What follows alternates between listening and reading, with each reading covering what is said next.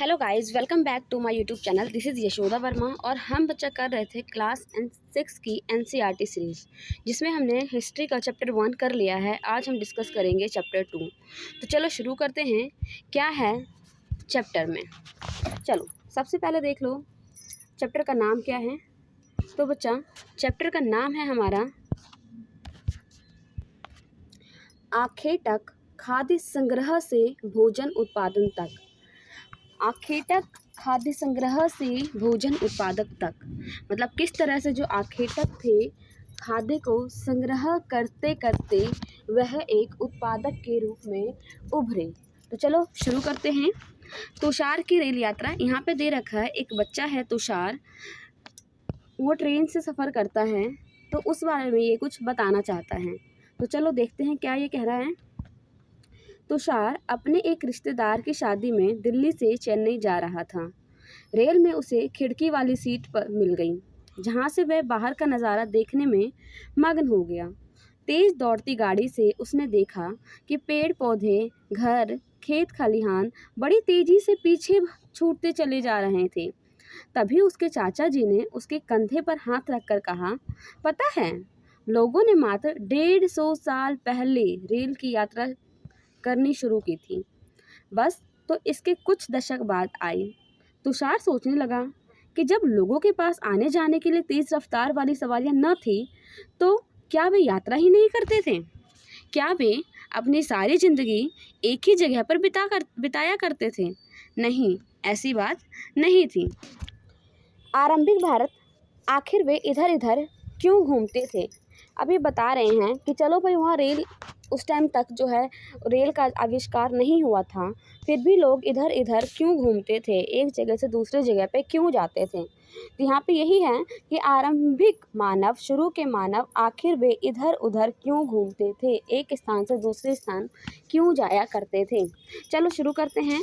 हम उन लोगों के बारे में जानते हैं जो इस उपमहाद्वीप में 20 लाख साल पहले रहा करते थे। आज हम उन्हें क्या बोलते हैं? आखेटक या खाद्य संग्राहक के नाम से जानते हैं।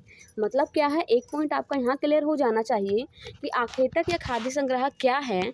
जो 20 लाख साल पहले से लोग यहाँ रहते हुए आ रहे हैं, अर्थात कि जो पहले से ही लोग यहाँ रह रहे हैं, उनको हम क्या बोलते हैं बच्चा? आखेटक या खाद्य संग्राहक। ठीक है। भोजन का इंतजाम करने की विधि के आधार पर उन्हें इस नाम से पुकारा जाता था। अब उन्हें इस नाम से क्यों पुकारा जाता था? यहाँ बता रहे हैं कि भोजन का संग्रह करने के कारण उनको इस नाम से पुकारते थे। ठीक है। क्यों? क्योंकि जो भोजन को संग्रह कर, तो भोजन को संग्रह करना मतलब कि संग्रहण कर रहा, तो संग्रहण करने के नाम पर उनको क्या बोला गया? खाद्य संग्राहक। आखेटक इसलिए बोला क्योंकि वो एक जगह से दूसरी जगह पे जाया करते थे। ठीक। आमतौर पर खाने के लिए वे क्या यूज़ करते थे? जंगली जानवर का शिकार करते थे, मछलियाँ, चिड़ियाँ पकड़ते थे, फल फूल, दाने, पौधे, पत्तियाँ, अंडे इकट्ठा किया करते थे। क्यों? क्योंकि भैया हर सीज़न में सभी चीज़ें उपलब्ध नहीं हुआ करती थी, है ना, इसलिए ये सारे लोग इकट्ठा करके रखते थे। इसीलिए इकट्ठे करने को बोलते हैं संग्रहण, और इनको बोलते थे खाद्य संग्राहक। ठीक। खाद्य आखेटक संग्राहक समुदाय के लोग एक जगह से दूसरी जगह पर घूमते रहते थे। क्यों घूमते थे? आखिर तुम्हारे दिमाग में क्वेश्चन आ रहा होगा, क्यों घूमते थे? तो भैया क्यों घूमते थे, उसका रीज़न यह है कि अगर वे एक ही जगह पर ज़्यादा दिनों तक रहते थे तो क्या होगा भैया? एक ही जगह पे ज़्यादा दिनों तक रहेगा तो भाई वो फसल उगाना तो जानते नहीं थे। क्या करते थे? जो आसपास की जगह पे चीज़ें उपलब्ध होती थी उसी को बच्चा क्या करते थे? वो खाते थे, है ना। तो अब एक ही जगह पर लंबे समय तक रहेंगे तो क्या होगा? आसपास के पौधे, फल, जानवर सबको खाकर वो समाप्त कर देते थे। इसलिए भोजन की तलाश में उन्हें दूसरी जगह पर जाना पड़ता था। ठीक है। पहला कारण हमारा ये हो गया। अब दूसरा कारण देखो। दूसरा कारण क्या था कि जानवर अपने शिकार के लिए या फिर हिरन और मवेशी अपना चारा ढूंढने के लिए एक जगह से दूसरी जगह जाया करते थे। इसलिए जानवरों का शिकार करने वाले लोग भी इनके पीछे पीछे क्या करते थे? चले जाते थे। तो आपको समझ आया? पहला क्या था? एक जगह जब रहते थे ज़्यादा टाइम तक तो क्या होता था? वहाँ के सभी फल, पौधे, सब्जी वगैरह खत्म हो जाते थे, तो भोजन की तलाश में एक जगह से दूसरी जगह जाते थे। और दूसरा रीज़न ये था कि जानवर भी लोग जो होते थे अपने भोजन की तलाश में एक जगह से दूसरी जगह पे जाया करते थे। तो जानवर जब एक जगह से दूसरी जगह जाएंगे तो ये सब क्या करते थे, जानवरों का शिकार करते थे। तो उनको शिकार करने के लिए एक जगह से दूसरी जगह ये भी चले जाते थे। अब यहाँ बताया जा रहा है कि तीसरा कारण क्या था कि पेड़ पौधों में फल फूल अलग अलग मौसम में आते हैं, अलग अलग सीजन में आते हैं फल फूल। तो क्या होता है कि इसलिए भी लोग उसकी तलाश में अलग अलग मौसम में अलग अलग जहाँ पे ये पौधे उगते हैं, जहाँ फल फूल मिलते हैं, वहाँ पर ये चले जाते थे। ठीक। चौथा कारण क्या है कि पानी के बिना किसी भी प्राणी या पेड़ पौधे का जीवित रहना संभव नहीं है, इसलिए पानी, झील, झरना, नदी से ही ये सब चीज़ें मिलता है। यद्यपि नदियाँ और झीलों का पानी कभी भी नहीं सूखता, लेकिन कई बार ऐसा होता है कि बारिश ना हो जाए, कम होए, तो क्या होता है कि ऐसे जगह पे नदी किनारे वगैरह क्या होता है, सूख जाते हैं।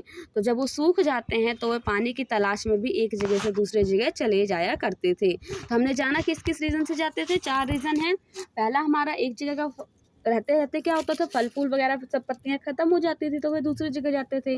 दूसरा हमारा क्या है कि भैया जानवर भी क्या होता था, अपने शिकार के लिए एक जगह से दूसरी जगह जाया करते थे, तो उनके पीछे भी ये चले जाया करते थे। तीसरा हमारा क्या था कि भैया सीजनल पौधे होते हैं, अलग अलग जगह पे अलग अलग फल फूल उगते हैं, तो उसको खाने के लिए वे उसको ढूंढने के लिए एक जगह से दूसरी जगह जाते थे।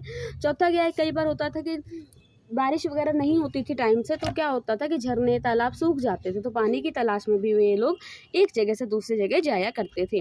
आज नेक्स्ट टॉपिक पे आते हैं कि हमारा आरंभिक मानव के बारे में जानकारी कैसे मिलती है। हमें कैसे पता चलता है कि शुरू में मानव कैसे थे, क्या करते थे, क्या क्या खाते थे, कहाँ रहते थे, कैसे अपना गुजर बसर करते थे। तो चलो इसके बारे में जानते हैं। पुरातत्वविदों को कुछ ऐसी वस्तुएं मिली जिनका निर्माण और उपयोग आखेटक खाद्य संग्राहक किया करते थे। यह संभव है कि लोगों ने अपने काम के लिए पत्थर, लकड़ी और हड्डियों के औजार बनाए हों।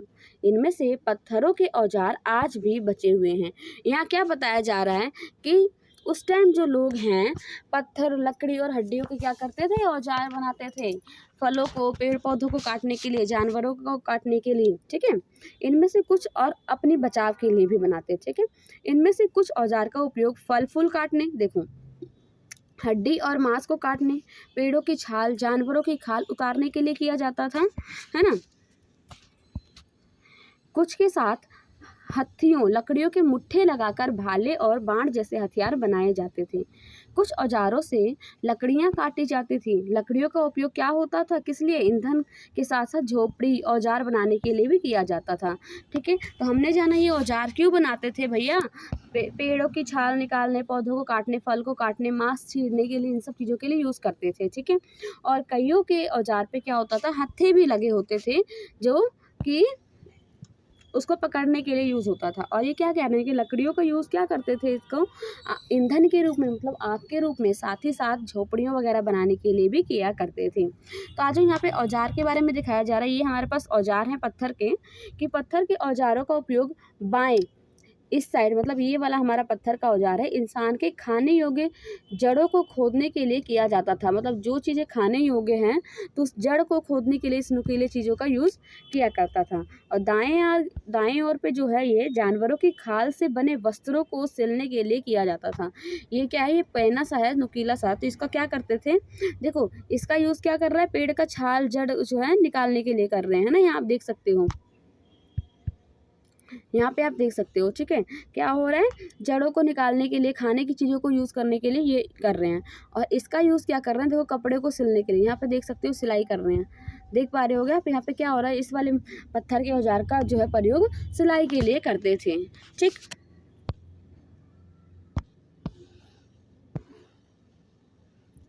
अब यहाँ पे दे रखा है कि रहने की जगह निर्धारित करना, रहने की जगह निर्धारित करना।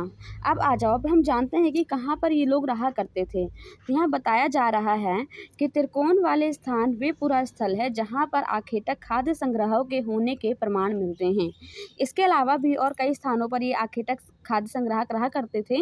यहाँ देखो, देख सकते हो आप मानचित्र में, जहाँ जहाँ पर ये लाल रंग का निशान है, मैंने गोला भी लगा रखा है, सर्कल कर रखा है, जहाँ जहाँ ये रेड कलर का त्रिभुज का निशान है, ट्रायंगल का निशान है, वहाँ वहाँ क्या करते थे, आखेटक रहा करते थे। ठीक है। यहाँ पे ये रहा करते थे। और कई जगह कहा जाता है कि ये नदी के किनारों भी बसा करते थे, ठीक, भोजन को प्राप्त करने के लिए। यहाँ थोड़ा सा भीमबेटका चित्रकारी के बारे में जान लेते हैं। देखो क्या है, भीमबेटका आधुनिक मध्य प्रदेश में पाया जाता है। इस पुरा स्थल पर गुफाएं व कंदराएं मिली हैं। लोग इन गुफाओं में इसलिए रहते थे क्योंकि यहाँ उन्हें बारिश, धूप और हवाओं से राहत मिलती थी। ये गुफाएं कहाँ पे हैं? तो भैया नर्मदा घाटी के पास है। क्या तुम बता सकते हो कि रहने के लिए लोगों ने यह जगह क्यों चुनी? अब बताओ क्यों? अब देखो, नदी अगर पास रहेगी तो वहाँ से तुम्हें क्या होगा, खाने के लिए चीज़ें भी आसानी से मिल जाएगा, है ना, पानी, खाना सब मिल जाएगा, इसीलिए वहाँ पे लोग रहा करते थे। क्योंकि पत्थर के उपकरण बहुत ही महत्वपूर्ण थे, इसलिए लोग ऐसी जगह पर ढूंढते रहते थे जहाँ अच्छे पत्थर मिल सकें। अब देखो, ये लोग इसलिए भी उन जगह पर रहना पसंद करते थे क्योंकि वहाँ पे जो है पत्थर इजीली मिल जाता था और ये पत्थरों का यूज़ करके औजार बनाया करते थे। ठीक है, आज जो नेक्स्ट क्या है, शैल चित्रकला। इनसे हमें क्या पता चलता है? शैल चित्रकला से हमें क्या पता चलता है? आप देख सकते हो एक शैल चित्र है। इस चित्र के बारे में बताओ, क्या लग रहा है? जैसे कि कुछ भाग रहा हो और ये कुछ पकड़ रहा हो, है ना, लग रहा है ना कि जैसे कुछ जानवर भाग रहा हो, कोई इंसान इसे पकड़ रहा हो, इस तरह से है कुछ।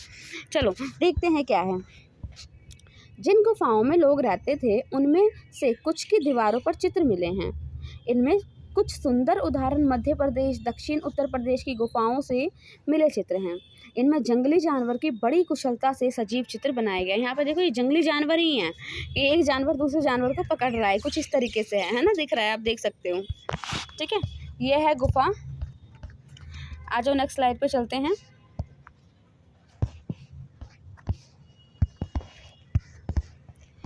नेक्स्ट स्लाइड पे थोड़ा सा पुरास्थल के बारे में जान लेते हैं कि पुरास्थल होता क्या है। आप जानते हो क्या होता है पुरास्थल? बताओ, पुरास्थल क्या होता है? बच्चे देखो, पुरास्थल वह स्थान होता है या उन्हें कहते हैं जहाँ पर क्या, औजार, बर्तन, इमारतें जैसी वस्तुओं के अवशेष मिलते हैं। ठीक है, पुरास्थल कहाँ होते हैं? जहाँ औजार, बर्तन, इमारत, वस्तु और बहुत सारी चीज़ों के अवशेष, बचे खुचे हुए चीज़ें मिलते हैं। ऐसी वस्तुओं का निर्माण लोगों ने अपने काम के लिए किया था। जो चीज़ें हमें मिलती हैं तो ये कहाँ से मिलती है? क्योंकि उस समय के लोगों ने इसका यूज़ किया था, इसका प्रयोग किया था अपने काम के लिए, और बाद में वे उन्हें वहीं पर छोड़ गए और एक जगह से दूसरी जगह पे शिफ्ट हो गए, है ना। ये ज़मीन के ऊपर या अंदर और कभी कभी समुद्र और नदी के तल में भी पाए जाते हैं। क्यों? देखो भैया, जानवर रहते हैं, पशु पक्षी रहती है, इतनी सारी हमारी आपदाएं होती हैं, तो चीज़ें एक जगह से दूसरी जगह चली जाती है। ठीक, इन पुरास्थलों के बारे में आपको अगले अध्याय में बताया जाएगा। ये बता रहा है कि हम नेक्स्ट चैप्टर में इसके बारे में पढ़ेंगे। आज जो नेक्स्ट क्या है, आग की खोज। अब देखो, इस समय क्या है मेरा बच्चा, आग की खोज भी हो चुकी थी। ठीक है, चलो इसके बारे में थोड़ी सी जानकारी हासिल कर लेते हैं कि मानचित्र में कुरनुल गुफा बहुत इंपॉर्टेंट है। ये कुरनुल गुफा, ठीक है, यहाँ राख के अवशेष मिले हैं। कुरनुल गुफा में क्या मिला है? राख के अवशेष। ये हर तरीके के एग्जाम में आते हैं, चाहे किसी भी गवर्नमेंट जॉब की प्रिपरेशन कर रहे हो, चाहे किसी भी गवर्नमेंट जॉब की, हर एक क्वेश्चन में कहीं ना कहीं ये कुरनुल गुफा के बारे में क्वेश्चन जरूर अराइज होता है। यहाँ देखो क्या है, यहाँ राख के अवशेष मिले हैं। कुरनुल गुफा में पहला चीज़ क्या है? राख मिले हैं। ठीक है, ऐश मिले हैं। ठीक है,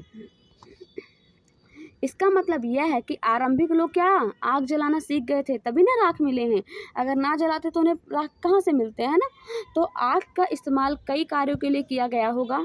हम अनुमान लगाते हैं कि किस किस के लिए आग का यूज़ किया करते होंगे। तुम नॉर्मल सी बातें सोचो, एक तो हम जानवरों से बचने के लिए, दूसरा खाना बनाने के लिए, तीसरा सर्दी से बचने के लिए। तो इन चीज़ों के लिए हम यूज़ करते थे। तो देखो इसमें क्या बताया गया है कि प्रकाश के लिए, है ना, लाइट के लिए, मांस भूनने के लिए, खतरनाक जानवर को दूर भगाने के लिए, इन सब चीज़ों का लिए हम आग का उस समय यूज़ किया करते होंगे।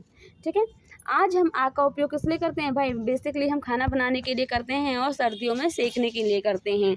ठीक, आ जाओ नाम और तिथियों के बारे में जाने। नाम और तिथियाँ, हम जिस काल के बारे में पढ़ रहे हैं, पुरातत्वविदों ने उनके बड़े बड़े नाम रखे हैं। आरंभिक काल को वे पुरापाषाण काल कहते हैं। जो शुरुआती काल है उन्हें क्या बोलते हैं? पुरापाषाण काल। यह दो शब्दों पुरा यानी कि प्राचीन और पाषाण मतलब पत्थर से बना है। पुरा मतलब प्राचीन और पाषाण मतलब पत्थर से बना है ना। यह नाम पुरा स्थलों से प्राप्त पत्थर के औजार के महत्व को बताता है। पुरा स्थल काल 20 लाख साल पहले लगभग 12,000 साल पहले के दौरान माना जाता है। यहाँ देखो, अगर एक बात मैं बता देती हूँ कि अगर मेरी स्पीड आपको तेज़ लग रही है तो आप इसे कम करके देख सकते हैं, और अगर ये कम है तो आप इसे हाई स्पीड, डबल की स्पीड में, 1.5 की स्पीड में, जैसे आपको सूटेबल लगे उस स्पीड में आप देख सकते हैं। ठीक है, इस काल को भी 3 भागों में बांटा गया है। अब ये बता रहा है कि पूरा पाषाण काल को भी 3 भागों में बांटा गया है। पहला है हमारा आरंभिक, दूसरा मध्य और तीसरा क्या है, उत्तर पूरा पाषाण काल। मानव इतिहास के लगभग 99% कहानी इसी काल के दौरान घटी हुई है। 99% चीज़ें इसी काल में हो चुकी है। ठीक है, जिस काल में हमें पर्यावरणीय बदलाव मिलते हैं उसे हम क्या बोलते हैं, मेसोलिथ यानी कि मध्य पाषाण युग। ठीक है, मध्य पाषाण युग में बहुत सारे एनवायरमेंटल चेंजेस आई हैं, बहुत सारे, मतलब चेंजेस का, बदलाव का ही ये जो है मध्यकालीन युग है। ठीक है, इसका समय कब से शुरू है भाई, 12,000 साल पहले से लेके 10,000 साल पहले तक माना गया है। इस काल के पाषाण औजार आमतौर पर बहुत ही छोटे होते थे। इन्हें क्या बोलते थे, माइक्रोलिथ यानी कि लघु पाषाण कहा जाता था। इनको क्या बोलते थे, माइक्रोलिथ। प्राय इन औजारों में हड्डियों या लकड़ियों के मुट्ठे लगे हंसिया और आरी जैसे औजार मिलते थे। साथ साथ पूरा पाषाण युग वाले औजार भी इस दौरान पाए जाते थे। ठीक है, अगले युग की शुरुआत होती है लगभग 10,000 साल पहले से होती है। इसे हम क्या बोलते हैं, नव पाषाण युग कहते हैं। नव पाषाण युग का क्या मतलब होता है बच्चा, हमने कुछ स्थानों के नाम दिए हैं। अगले अध्याय में तुम्हें ऐसे अनेक नाम मिलते हैं। अक्सर हम पुराने स्थानों के लिए उन नामों का प्रयोग करते हैं जो आज प्रचलित है, क्योंकि हमें ज्ञात नहीं है कि उस काल में इनके नाम क्या हुआ करते होंगे। आया समझ क्या कहना चाह रहा है? क्योंकि हमें कई चीज़ें ऐसे मिली हैं, हमें उनके नाम नहीं पता, तो हमने कई चीज़ों का नाम उन नाम पे रख दिया है जो हम आज यूज़ करते हैं, क्योंकि हमें पता ही नहीं है उस टाइम में उसको क्या कह के बुलाया करते थे। ठीक है, आज हम अगले स्लाइड में चलते हैं। नेक्स्ट हमारा हेडिंग क्या है, बदलती हुई जलवायु।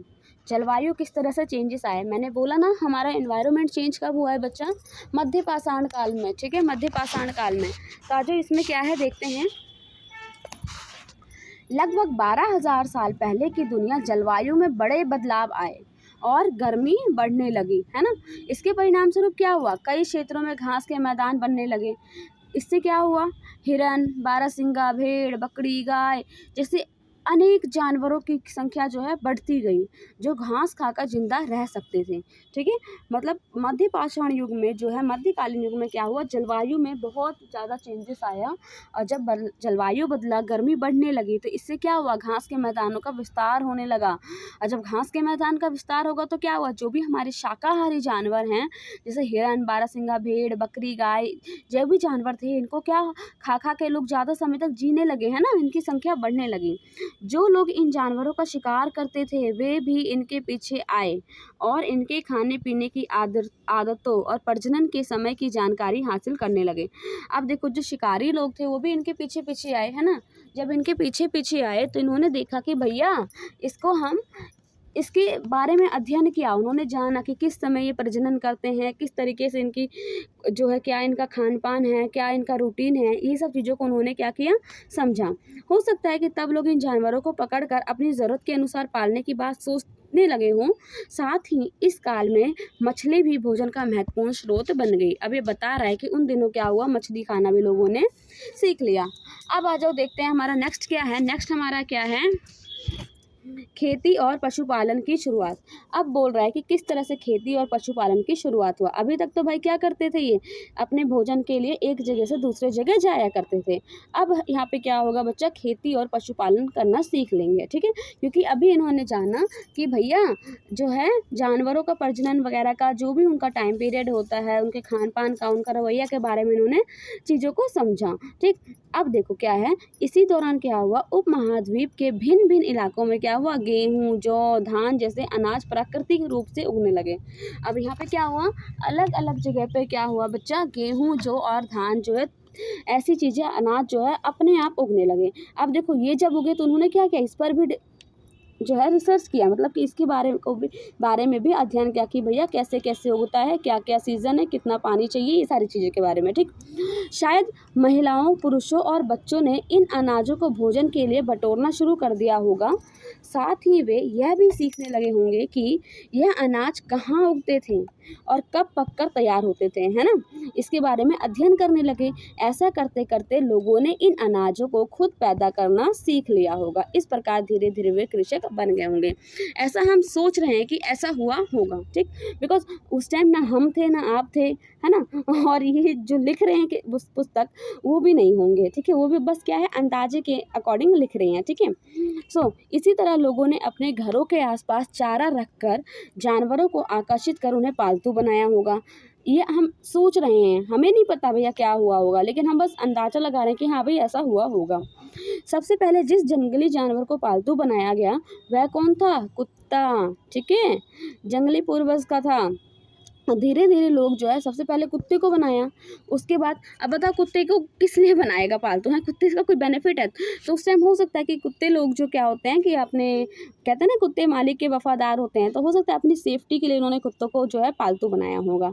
क्या हुआ, धीरे धीरे लोग भेड़, बकरी, गाय, सुअर जैसे जानवर को भी अपने घरों के नज़दीक आने को उत्साहित करने लगे। इन्हें भी लोग पालने लगे। ऐसे जानवर झुंड में रहते थे और ज़्यादातर घास खाते थे, क्योंकि घास तो वहाँ पे बहुत अवेलेबल था, प्रचुर मात्रा में अवेलेबल था, है ना। अक्सर लोग अन्य जंगली जानवरों के आक्रमण से इनकी सुरक्षा करते थे और इस तरह धीरे धीरे जो है पशुपालक बन गए। अब देखो वो जब पालेंगे तो देखो किसी को भी मोह हो जाता है ना, मोह हो जाता है, और जब मोह हो जाता है तो भैया उसे हम बचाने की कोशिश करते हैं। तो ये बताया जा रहा है कि अक्सर जो है जंगली जानवर इन जानवरों के पीछे पड़ते थे, तो ये लोग क्या करते थे, उसे बचाते थे उन जानवरों से, ठीक। अब यहाँ देखो लोगों द्वारा पौधे उगाने, जानवरों की देखभाल करने को सबसे जो है देखभाल करने की बसने की प्रक्रिया का नाम दिया, है ना। अब पौधे उगाए तो पौधों की देखभाल करना, जानवरों की देखभाल करना, तो उसके लिए क्या किया लोगों ने, वहाँ बसना शुरू कर दिया। अपनाए गए ये पौधे जानवर अक्सर जंगली पौधे जानवरों का से भिन्न होते थे। इनकी वजह यह है कि बसने की प्रक्रिया की दिशा में अपनाए गए पौधों और जानवरों का लोग चयन करते थे, अपने हिसाब से क्या करते थे, उसको चूज करते थे।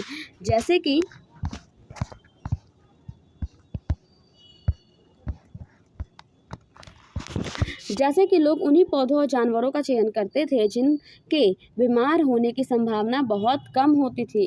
यही नहीं, लोग उन्हीं पौधे को चुनते थे जिनसे बड़े दाने वाले अनाज पैदा होते थे, साथ ही जिनकी मजबूत डंडल अनाज के पके दानों के भार को संभाल सकें। ऐसे पौधों के बीजों को संभाल कर रखते थे ताकि फिर से उसे उगाने के लिए उसके सारे गुण सुरक्षित रह सकें। उन्हीं जानवरों को आगे प्रजनन के लिए चुना जाता था जो आमतौर पर अहिंसक होते थे, मतलब कि लड़ाई झगड़ा या फिर हानिकारक नहीं होते थे। इसलिए हम देखते हैं कि पाले गए जानवर जो भी थे या कृषि के लिए अपनाए गए पौधे जंगली जानवरों तथा पौधों से धीरे धीरे भिन्न होते गए। मतलब वही चीज़ों को जो जानवर को पालते थे जो हिंसक नहीं होते थे, या वही पौधे उगाते थे जो मोटे अनाज पैदा करते हो या मजबूत होते हो। तो इस तरह से क्या हुआ, दोनों में फ़र्क आने लगा, जंगली और पालतू जानवर और पौधों में, ठीक है। मिसाल के तौर पर जंगली जानवरों की तुलना में पालतू जानवरों के दांत और सींग छोटे होते हैं, है ना, ये तो हम जानते ही हैं। अब आगे देखो, इन दांतों को देखो, इनमें से कौन सा जंगली सूअर है और कौन सा पालतू सूअर है। चलो अभी देखते हैं। बसने की प्रक्रिया पूरी दुनिया में धीरे धीरे चलती रही, हर एक जगह धीरे धीरे लोग बसने लगे। यह करीब 12,000 साल पहले शुरू हुई थी। वास्तव में आज हम जो भोजन करते हैं वो इसी बसने की प्रक्रिया के वजह से है। कृषि के लिए अपनाई गई सबसे प्राचीन फसल में गेहूं और जौ आता है। तो सबसे पहले बच्चा क्या उगाया गया, गेहूं और जौ। याद रखना, हर एग्जाम में आता है, चाहे तुम सीबीएसई की प्रिपरेशन कर रहे हो या यूपी बोर्ड की या एसटेट की या फिर किसी भी गवर्नमेंट जॉब का प्रिपरेशन कर रहे हो, वहाँ पर बच्चा ये क्वेश्चन आता ही आता है, ठीक है। उसी तरह सबसे पहले पालतू बनाए गए जानवर में कौन सा था, कुत्ता, उसके बाद क्या था, भेड़ बकरी, ठीक है। आगे आ जाओ। यहाँ देखो, पहले ये देख लो, रह गया था कि जंगली जानवर जो है, ये देखो, ये हमारा बड़ा सा है, तो ये जंगली जानवर का है, ये जो है पालतू जानवर का है, ठीक है।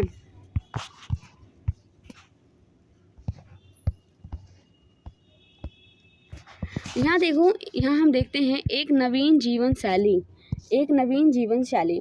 तुम किसी पौधों के बीज को बोकर देखो, तुम पाओगे कि इसके विकसित होने में कुछ वक्त लगता है ना। हाँ भाई लगता है। इनमें से कुछ क्या होता है, कुछ दिन, महीनों तथा फिर सालों तक लगता है। अब कई बीज जल्दी उग जाते हैं, कई लेट उगते हैं, है ना। इसलिए जब लोग पौधे उगाने लगे तो उनकी देखभाल के लिए उन्हें एक ही जगह पर लंबे समय तक रहना पड़ता था, है ना। बीज बोने से लेकर फसल को पकने, पौधों की सिंचाई करने, खरपतवार हटाने, जानवर और चिड़िया से उनकी सुरक्षा करने के लिए बहुत से काम उसमें शामिल थे। ठीक। कटाई के बाद अनाज का उपयोग बहुत संभाल कर जो है लोग रखते थे। ठीक है। अनाज को भोजन, बीज दोनों ही रूपों में बचा कर रखा जाता था। मतलब कि खाने के लिए भी बचाते थे और फिर ऐसे भी बचाते थे कि भाई नेक्स्ट ईयर या कुछ महीनों बाद उसको हमें दोबारा उगाना है, उसको बीज के रूप में प्रयोग करना है ना। इसलिए लोगों को इसके भंडार की बात सोचनी पड़ी। तो इस तरह से लोगों ने क्या भंडारण के बारे में सोचना शुरू किया। यहाँ देखो अनाज के उपयोग के बारे में बता रखा है कि किस किस तरीके से अनाज का उपयोग होता था। पहला हमारा बीज के रूप में कि भैया दोबारा उगा सकें। दूसरा हमारा खाद्य के रूप में, भैया इसे हम खाएंगे। तीसरा हमारा उपहार के रूप में, भैया किसी को गिफ्ट देंगे। और चौथा क्या, भंडारण के रूप में, मतलब कि इसको बचा कर रखेंगे, है ना।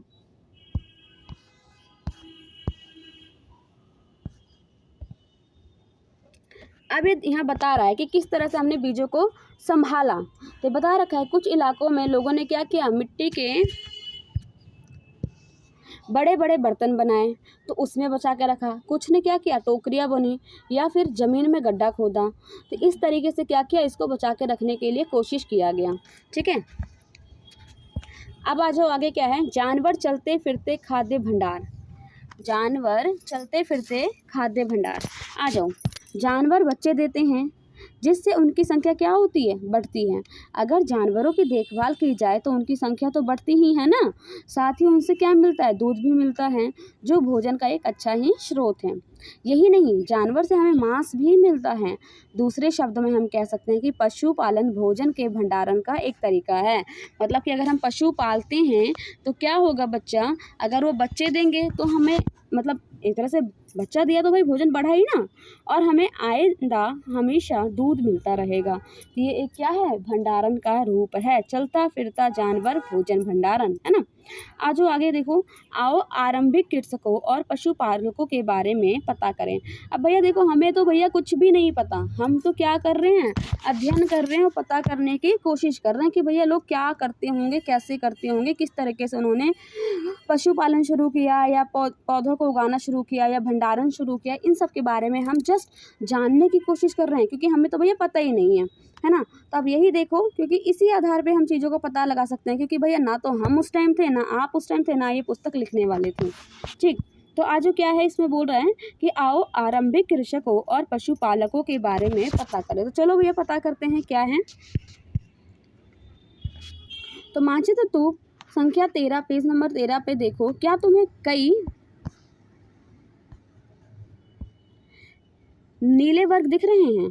पता है इनमें प्रत्येक बिंदु उस जगह को दर्शाता है जहां पुरातत्वविदों को शुरुआती कृषक और पशुपालक के होने का साक्ष्य मिला है। तो चलो वहाँ पर भी हम आपको दिखा देते हैं, पेज नंबर 13।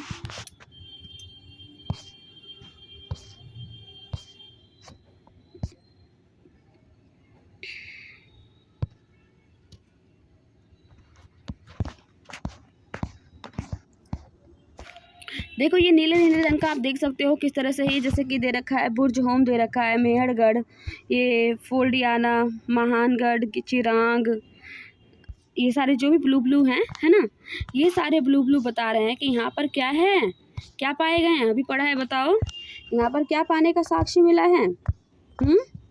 ये दिखाता है कि यहाँ पर शुरू में लोग क्या करते थे, कृषि करते थे, पशु पालते थे, है ना। तो ये पूरे उपमहाद्वीप में पाए गए हैं। ये क्या है, हर उपमहाद्वीप में पाए गए हैं। इनमें सबसे महत्वपूर्ण क्या है, पश्चिमोत्तर क्षेत्र, मतलब कि पश्चिम और उत्तर वाले पोर्शन में, आधुनिक कश्मीर में, पूर्वी तथा दक्षिण भारत में पाए गए हैं।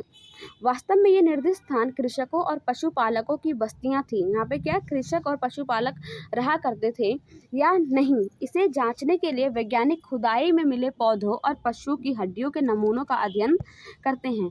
अब भैया हमें पता ही नहीं है कि वास्तव वास्तव में वहाँ पर ये चीज़ें मिलती थी या नहीं। तो इसके लिए लोग क्या करते हैं, इसके लिए क्या करते हैं, वहाँ पे पुरातत्वविद जो है खुदाई का काम करते हैं, ताकि पता चले अगर वहाँ पे हड्डी वगैरह मिले किसी तरीके का, तो हम उससे बेस पे पता कर सके कि भैया वहाँ पर ये चीज़ें मिला करती थी या नहीं। तो चलो आगे देखते हैं। इनमें से सबसे रोचक जले हुए अनाज के दानों के अवशेष मिले। हम बता रहे हैं कि यहाँ पर क्या है, जले हुए अनाज के दाने भी मिले हैं। ठीक है, ऐसा लगता है कि ये गलती से या फिर जानबूझकर जलाए गए होंगे, है ना। वैज्ञानिक इन अनाज के दानों को पहचान सकते हैं, देखकर क्या कर सकते हैं, पहचान सकते हैं। इस तरह हमें पता चलता है कि उपमहाद्वीप के विभिन्न भागों में बहुत सारी फसलें उगाई जाती रही होंगी। भैया हम अंदाजा लगा रहे हैं, है ना। वैज्ञानिक विभिन्न जानवरों की हड्डियों को भी पहचान सकते हैं। अब विभिन्न तरह के हड्डियों को भी देखकर उसकी पहचान करने की कोशिश करते हैं कि भैया वहाँ पर कौन से जानवर का यूज़ करते थे या कौन सा जानवर खाते थे। ठीक, आज नेक्स्ट हमारा क्या है, नेक्स्ट हमारा है कि स्थायी जीवन की ओर। अब किस तरह से लोग जो है घुमंतु होकर काश्तकार स्थायी जीवन की ओर बढ़ने लगे। तो भैया हमने देखा कि लोग किसान मतलब खेती करने लगे, कृषि करने लगे और जानवरों को पालने लगे। तो भैया उनको पालने के लिए या खेती पेड़ पौधों की देखभाल करने के लिए लोग क्या करते थे, एक जगह रुकना शुरू कर दिया, रहना शुरू कर दिया। तो यहीं अब इसी चीज़ के बारे में हम जानेंगे, स्थायी जीवन की ओर। पुरातत्वविदों को कुछ जो है पुरास्थल पर झोपड़ी और घरों के निशान मिले हैं। ये बता रहे हैं कि जो लोग पुरानी चीज़ों का खोज कर रहे हैं तो उनको क्या मिला, झोपड़ी का निशान और घर का निशान।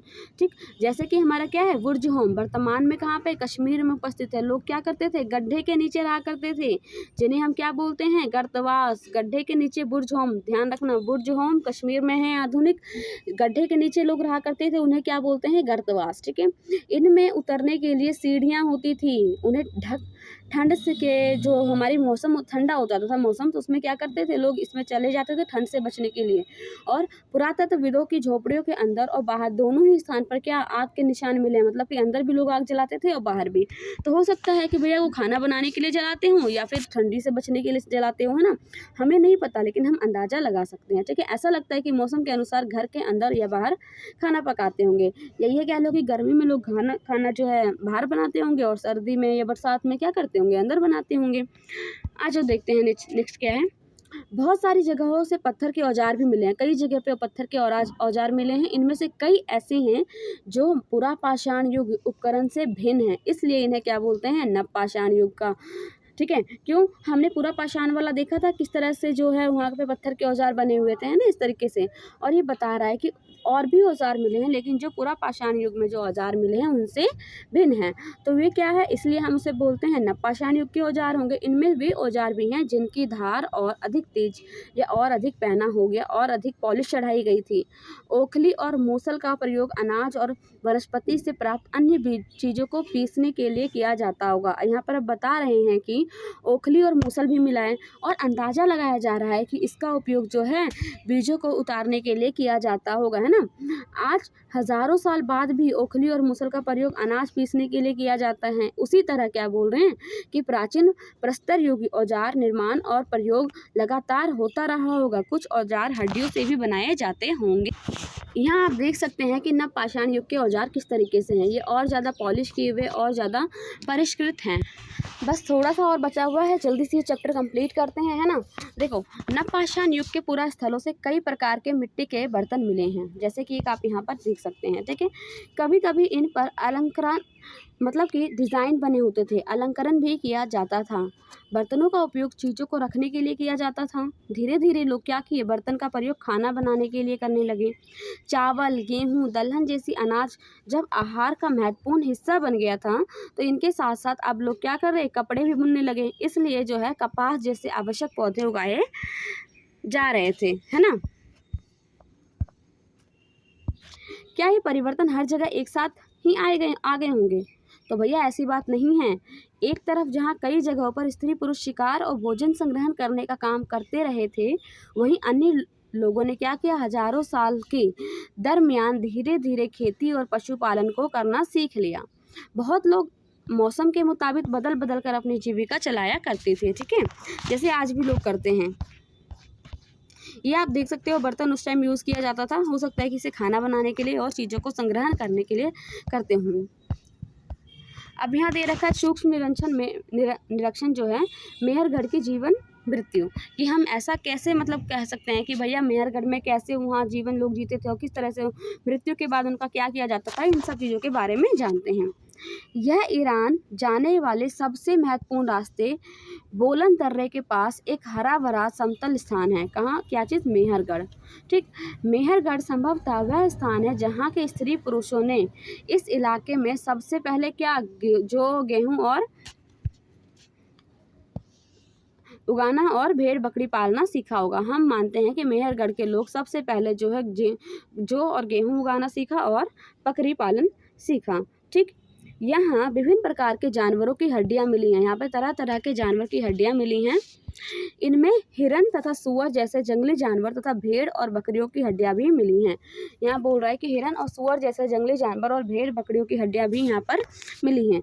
मेहरगढ़ के अलावा चौकोर और आयताकार घरों के अवशेष भी मिले हैं। अब यहाँ बोल रहे हैं कि चौकोर और आयताकार घरों के अवशेष भी मिले हैं। प्रत्येक घर में 4 उससे ज़्यादा कमरे हैं। हर एक घर में 4 कमरे या उससे ज़्यादा कमरे हैं, है ना, जिनमें कुछ संभवतः भंडारण के काम आते होंगे। बोल रहे हैं, ऐसा अनुमान लगा रहे हैं कि हो सकता है कि उसको जो है भंडारण करने के लिए यूज़ करते होंगे। मृत्यु के बाद सामान्यतः मृतक के सगे संबंधी उसके प्रति सम्मान जताते होंगे। अब जैसे कोई मर गया या मृत्यु हो गई किसी की, तो उसके लिए जो है उसके सगे संबंधी जो भी है उनके लिए रिस्पेक्ट जगाते होंगे। लोगों की आस्था है कि मृत्यु के बाद भी जीवन होता है। वो लोग मानते थे कि भैया ये मर गए तो क्या हुआ, इनके बाद भी जीवन है, यहाँ पर भी उनको सभी सुख सुविधाएं मिलनी चाहिए। इसलिए क्या हुआ, कब्रों में मृतकों के साथ कुछ सामान भी रखे जाते थे जो उनके यूज़फुल हो। ठीक है, जो उनके यूज़ को हो जाए, या जो उनको खाने पीने को पसंद हो, या जो जानवर उनको पसंद हो। ठीक है, ऐसा भी माना जाता है कि जो मृत्यु के बाद क्या होता था कि जो उनकी पसंदीदा चीज़ें हैं उन्हें भी साथ में दफना दिया जाता था। ठीक, ऐसी कई कब्रें मिली हैं। एक कब्र में एक मृतक के साथ एक बकरी को भी दफनाया गया था, मैंने बताया ना। संभवतः इसे परलोक से मृतक के खाने के लिए रखा गया होगा। ऐसा मान रहा है कि हो सकता है कि परलोक में इसको खाने के लिए रखा गया होगा। मेहरगढ़ की कब्र का चित्र यहाँ देख सकते हो, जिसमें क्या है, इंसान के साथ बकरी का कंकाल भी पाया गया है। ठीक, आ जाओ अन्यत्र जानते हैं कि फ्रांस में गुफा में की गई चित्रकारी। यहाँ देखो एक गुफा दिख रहा है, किस तरह से यहाँ पे गुफा में चित्रकारी किया गया है ना, ये चीज़ें। तो चलो एक बार एक नज़र इस पे डाल लेते हैं। अपने एटलस में फ्रांस ढूंढो। यह चित्र फ्रांस की एक गुफा का है जो हम नीचे देख रहे हैं। इस पुरास्थल की खोज लगभग 100 साल पहले 4 स्कूली छात्रों ने की थी। ठीक है, 4 स्कूल के छात्रों ने किया था। इस तरह के चित्र लगभग 20,000 साल पहले से लेकर 10,000 साल पहले के बीच बनाए गए होंगे। इनमें कई जानवरों के चित्र हैं। इसमें जो है कई सारे जानवर देख सकते हैं आप किस तरह से हैं। ठीक है, कई जानवरों के चित्र हैं। इनमें जंगली घोड़े, गाय, भैंस, गैंडा, रेंडियर, बारहसिंगा और सुअर जैसे को गहरे चमकीले रंगों से चित्रित किया गया है। इन सब जानवरों को बनाया गया है। इन रंगों को लौह अयस्क या चारकोल जैसे खनिज पदार्थों से बनाया जाता था। यह संभव है कि इन चित्रों को उत्सवों के अवसर पर बनाया जाता था या फिर उन्हें शिकारी के द्वारा शिकार कर पर निकलने से पहले कुछ अनुष्ठान के लिए बनाया जाता होगा। ऐसा मानना है कि जब हम कोई फेस्टिवल मनाते हैं या कोई पार्टी वगैरह करते हैं, आज का जो हम शब्द यूज़ करते हैं पार्टी वगैरह में, ये चीज़ बनाया जाता होगा, या फिर शिकार करने जाने से पहले ये सब चीज़ों का यूज़ किया जाता होगा, बना दिया जाता होगा। ठीक है, अपने आप को जो है एक मतलब कि गाइड करने के लिए। चलो, एक नवपाषाणिक पुरास्थल, अब इसके बारे में थोड़ा सा जान लेते हैं, जल्दी से ये चैप्टर कंप्लीट करते हैं। यहाँ दे रखा है कि एक नवपाषाणिक पुरास्थल। ठीक है, तो एटलस में तुर्की ढूंढो। तुर्की ढूंढना है तुम्हें। नवपाषाण युग के सबसे प्रसिद्ध पुरास्थल में एक क्या है, चताल युग तुर्की में है। यहाँ दूर दराज स्थानों से कई चीज़ें लाई जाती थी और उनका उपयोग किया जाता था। जैसे सीरिया से लाया गया था क्या, चमकदार पत्थर, लाल सागर की कौड़ियाँ, भूमध्य सागर की सीपियाँ। ध्यान रहे कि उस समय तक पहिए वाले वाहन का विकास नहीं हुआ था। लोग क्या करते थे, सामान खुद जानवरों के पीठ पर लाद कर एक जगह से दूसरी जगह ले जाया करते थे। ठीक, यहाँ कुछ वर्ड दे रखे हैं जो हमने इसमें सीखा। देखो, आखेटक, खाद्य संग्राहक हमने जाना, पूरा स्थल हमने जाना, उद्योग का स्थल जाना, आवासीय स्थल हमने जाना, पूरा पाषाण काल, मध्य पाषाण काल, लघु पाषाण काल, और साथ में कृषक, पशुपालक, नवपाषाण युग और कब्र, इन सब के बारे में हमने इस अध्याय में पूरा पढ़ लिया है। ठीक है, आशा करती हूँ कि आपको ये चैप्टर अच्छे से समझ आ गया होगा। अगर आपको एक बार में ये चैप्टर समझ नहीं आता है तो मैं आपसे रिक्वेस्ट करती हूँ कि एक बार आप दोबारा 2 की स्पीड में दोबारा पूरे वीडियो को देखें, और मैं उम्मीद करती हूँ कि नेक्स्ट टाइम जब आप दूसरी बार आप इसको देख लीजिएगा तो आपको एक एक चीज़, एक एक शब्द आपको अच्छे से याद हो जाएगा। ठीक है, आपका ये एनसीईआरटी जो है क्लास 6 के लिए चैप्टर 2 हमने ये कवर किया है। ठीक है, ये जो है 6th स्टैंडर्ड के लिए भी यूज़फुल है और जो भी कॉम्पिटिटिव एग्जाम की तैयारी कर रहे हैं उनके लिए भी बहुत ही ज़्यादा यूज़फुल है। अगर वीडियो पसंद आई है तो वीडियो को लाइक करें, चैनल को सब्सक्राइब करें और ज़्यादा से ज़्यादा लोगों को शेयर करें। मिलते हैं नेक्स्ट वीडियो में, इसमें हम करेंगे चैप्टर 3। ठीक है, जब तक के लिए हंसते रहिए, मुस्कुराते रहिए।